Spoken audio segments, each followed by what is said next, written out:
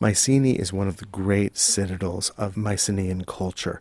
That is, this Bronze Age culture on mainland Greece that traded throughout the Mediterranean and became quite wealthy and quite powerful between the years of about 1600 and 1100 BCE. Right, and there were several cultures that thrived in this area during this Bronze Age period, one being Cycladic, located on the Cycladic Islands, another being Minoan culture, which was on the island of Crete. So here on the mainland, we refer to Mycenaean culture, named after the most powerful of the Mycenaean city-states, and that was Mycenae. Now, Mycenae is located on the top of a small mountain. It is a very steep approach, and so it is naturally defensible. In fact, there are two larger mountains on the back, a huge valley leading down to the Aegean Sea in front, just a glorious space, but also one where enemies' approach can be seen at a very great distance. Walking up this rampway, we're surrounded by enormous blocks of stone, creating very high walls on either side of us. In fact, they're so large that they were known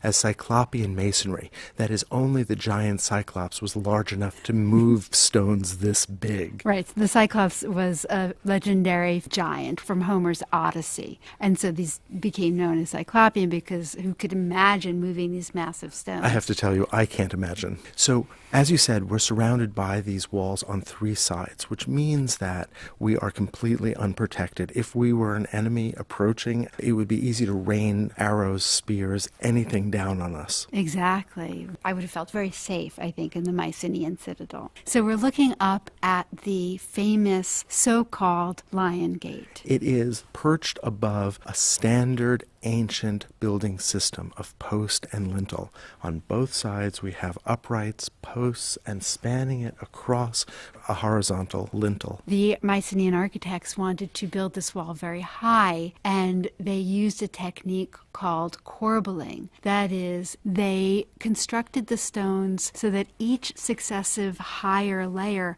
moved in just slightly, and that left this triangular space in the center, right over the lintel. The relief above the Lion Gate is the first monumental sculpture that we found on mainland Greece. And since we know what happens in ancient Greece, in historical Greece, much later, we look back to this as art historians and say, here is the earliest representation that we find from Greece.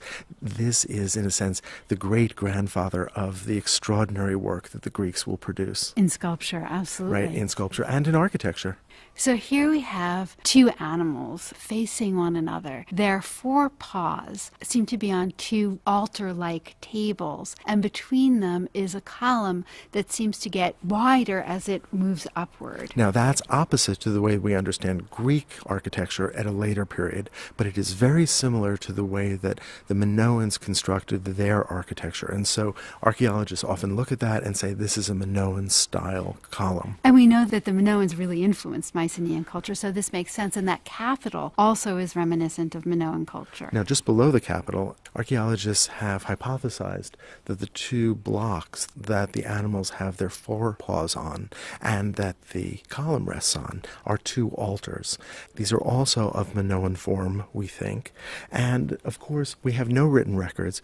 We really have no solid evidence for any kind of interpretation, but that hasn't stopped archaeologists and art historians from making a lot of very clever guesses about what this might represent. Well, we do have objects from Mycenae. We have objects that were found in the graves. It does help us to conjecture what these animals were and what their lost heads looked like. We can guess that the lost heads turned outward because of the way the dowel holes are placed in the stone. And that they were likely of a different material placed onto the bodies of these animals. And at least one scholar has suggested that they might have been bird heads and that these might have been griffins, and that the composite nature of the animal might also be reflected by the composite nature of the materials. But again, these are guesses.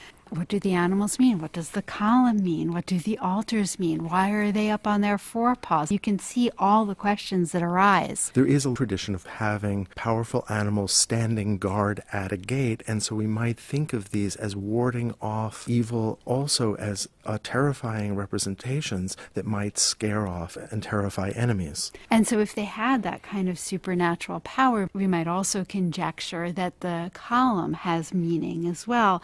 And we know that in some cases, columns could represent deities. Now, it also could be that the columns just represent a city or the idea of the king. Well, the column is above the altar, so there is that sense of divinity that seems logical. And the fact that there are two altars has led some scholars to suggest that perhaps this has to do with the coming together of two cultures. But again, these are all conjectures. These animals do have leonine bodies, or bodies like lions. Or lionesses. And they are sculpted with great subtlety. I get a sense of the muscles in the legs of the lions and a kind of subtle modeling of the anatomy of these animals. There's something else that's going on here. These are not animals that are represented as animals are naturally. That is, they're not on all four paws. They are standing upright. They are becoming human-like. There is a kind of nobility. It's hard not to think that these also speak to the power of the king who resided inside these cyclopean walls. Here now, at the end of 2013,